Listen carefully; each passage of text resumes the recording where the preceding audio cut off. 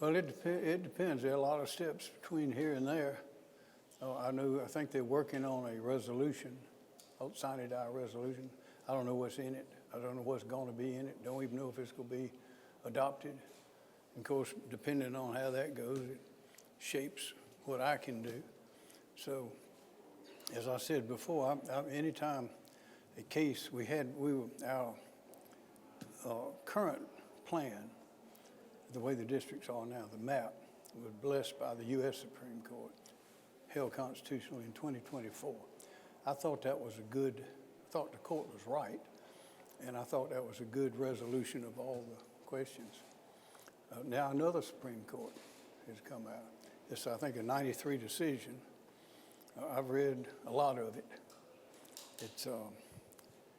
There's a lot to digest in there, and I presume others are doing as well, which is my recommendation. Anytime you have a new case coming out, it's always appropriate to read, study, to see if it has an impact of what you've already been doing.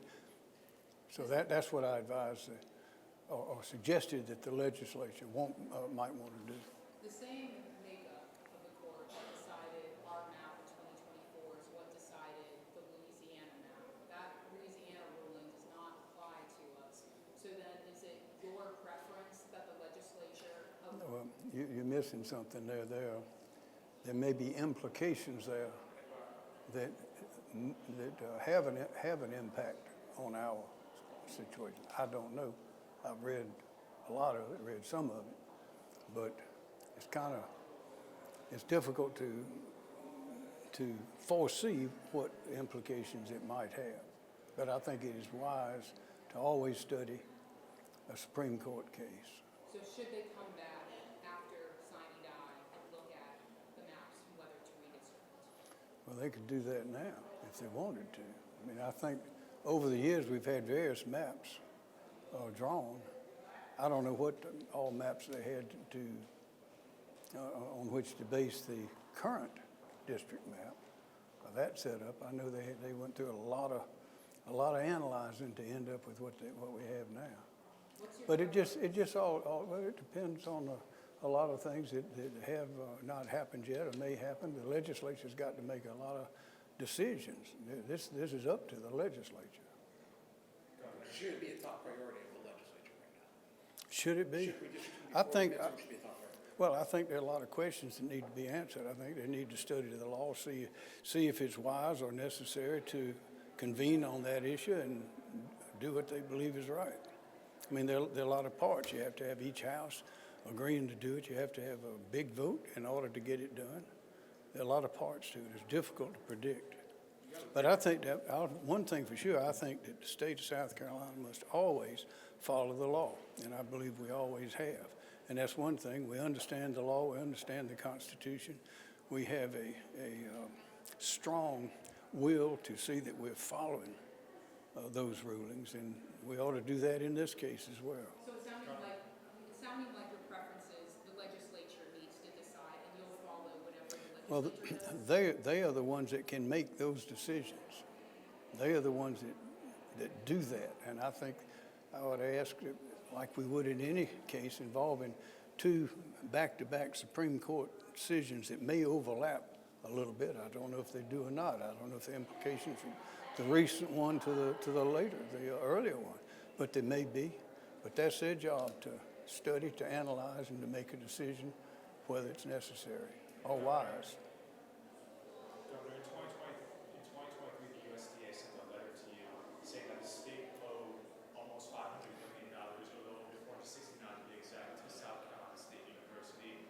Where currently are we at in terms of giving that money that spanned over 3 decades to South Carolina State University that the state owes them, and how does the state plan on attacking that money that's owed to the university? I don't know if it is possible to go back and do that after all those years.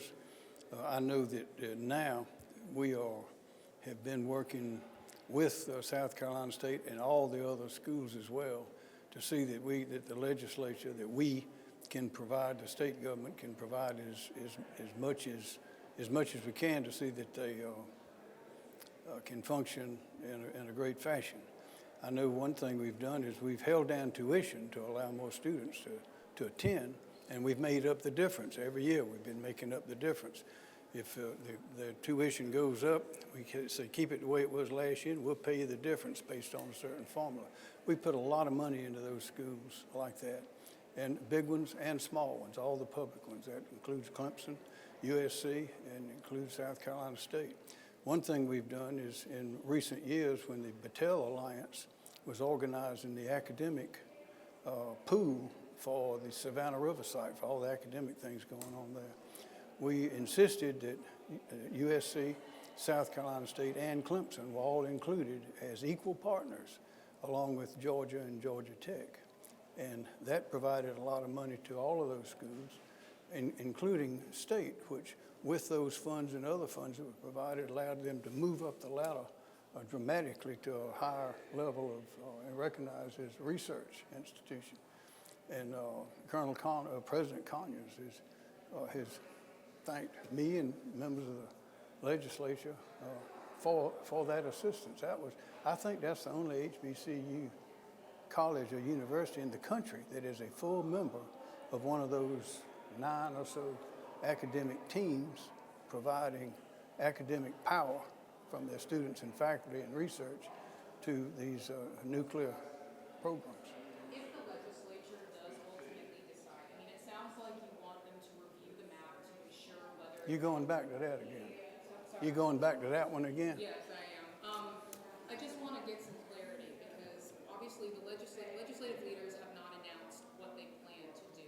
No, they You've haven't. already said, your office has said that you do not anticipate calling the legislature back for a special session to deal with redistricting. Well, I don't expect to. They have not indicated a willingness to come back, to want to come back. If the legislature does decide that they want to take up redistricting, are you in support of that, or would your advice to them be? I'm not going to give you a specific answer based on a specific situation because I don't know what it's going to be. I don't know what the strength in the House could be. One body might want to do it, the other one might not. It's depend on a whole lot of things. But I want to be sure that our state is following the United States Constitution and the South Carolina Constitution.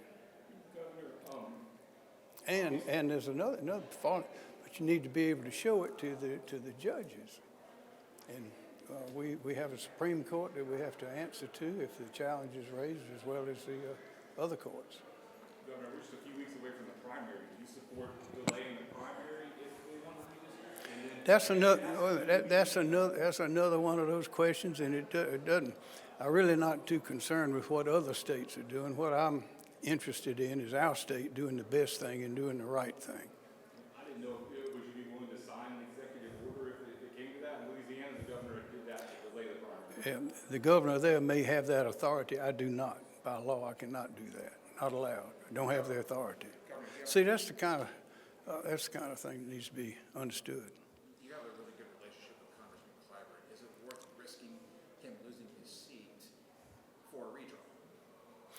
Well, the redraw, let me start over. Everybody in office is always subject to attack, all the way from forces known and unknown, including the opponents. No one, Strom Thurmond used to say all the time, he'd been here however many years, but he says, this is not my seat, this is your seat. I'm sure Congressman Clyburn would agree with that. So whatever happens in the legislature is something that happens independent of who I or you may want to be in a seat or not be in a seat. Governor, if the legislature were to decide they wanted to redistrict, logistically, how would that work? We're a month away from the primary, ballots have already been printed and mailed overseas. Well, see, well, again, that's one of those facts, all of which are unknown and maybe not in full play right now. That's one reason for not putting off primaries, because people have already started voting, particularly military people overseas, and I think the early voting starts on May the 16th, so there could be ballots coming in any time now. It may have already come in sitting on a shelf. I don't know, but there are some disruptions that would go with changing the schedule. Those are the kind of things that everybody and especially those upstairs in the House and the Senate, need to take into consideration. I don't know where they are in those considerations. So just any other topics, real quick, just to be clear, you are not pressuring the legislature to make a decision one way or another on redistricting, but right now your message is this is up to them to decide what they would like to do. That's right, and they have to take that, they have to understand what the recent Supreme Court case said, understand what the one in 2024 said, and consider the facts and make that decision. Governor, 2 weeks left in session. Any bills that have not passed at this point that you want to see or would like to see happen? I'm not aware of that. I tell you what I do want to see is, I know it was at 70 million for conservation, preservation, and that goes to a number of different places, the land bank, DNR, Conservation Land Bank, I said DNR, the working agricultural land. That's something that's really caught on. I think people have awakened, and there's a whole network of these conservation and preservation entities. I went to an event recently, and they had, must have been about 40 different entities all working together. And they've really developed a lot of momentum and a lot of interest. That's something that needs to be done, because our state has beautiful, pristine, gorgeous land, and particularly with the family farm, you might have a farm that's been in operation for 5, 6 generations, and grandchildren or great-grandchildren tired of farming. And along comes someone who says they'll buy their farm and put up development, and we see a lot of that, and that's starting to worry people more and more. So because we want to maintain our culture and our heritage and the land. The land is the key to civilization for a lot of different reasons, good reasons throughout history, and we want to be sure that our state is doing better than everybody else, and I believe we are in our conservation and preservation efforts. But that's something that's important, and we have a lot of private donors that want to help as well. The cancer hospital, I think it's $150 million for that one. That's very important. More and more cancer seems to be a plague for our century, and to have that being done is good. One thing I'm happy about is now with this budget, we will reach that goal that I set out way back in 2017, and that is to have the starting minimum teacher pay in public schools to be $50,000 a year or more. That's starting minimum. Now, the counties and others, districts, they add to that, can. The average teacher pay is way higher than that. But that has boosted us up. We're ahead of our neighboring states. We have teachers moving to South Carolina from other states in order to teach. And that, I think, when you have good teachers teaching students that are not hungry and are ready to learn, then we can really thrive. And I think that's a grand achievement, as well as a law. I think we're the only state in the country that has, has a certified, trained, armed law enforcement officer in every public school. That's 1,284, and I think we have less than 100 that don't have the officer yet or officers yet, but they have the money. They're just looking for the right officer. So that education is the key to prosperity, and we're moving on. We're getting better and better. So I'm very happy about that. But that's the minimum. Needs to be more than that. Governor, last week after SSA rescinded its invitation to Lieutenant Governor Pevitz, there was a commencement ceremony this week. There was a reaction from lawmakers that defund SE State. Is that the right reaction? No. It's not? No. Governor, and back to that 2023 letter sent to you from the USDA, when it came to that money owed, it provided different ways to go about it, whether it's through several years of state budget commitment or through a combination of state allocations and through the budget. Are either of those ways potentially other ways to owe that almost $500 million to this university, the way to fully do that money? I don't know what plans are being made in the House and the Senate I think it's unlikely that a plan will develop specifically for paying $500 million over some period of time. It could. I doubt it. I don't know what's happening in other states. But I think what we have to do is do everything we can to see that our young people have the opportunity and the assets, the teachers, the professors, the technology, all of that in our colleges and universities to get an A-plus education and step into the world. What was your response to Lieutenant Governor Pamela Evans' response to the protesters on the campus last week at that press conference? What was my response? What's my response to her response? Comments, whether it's the Mohawk comments, what was your reaction? I don't know that the actual words matter. Are those of what Colonel Conyers said, or the words that the students use themselves. It's just an unfortunate situation.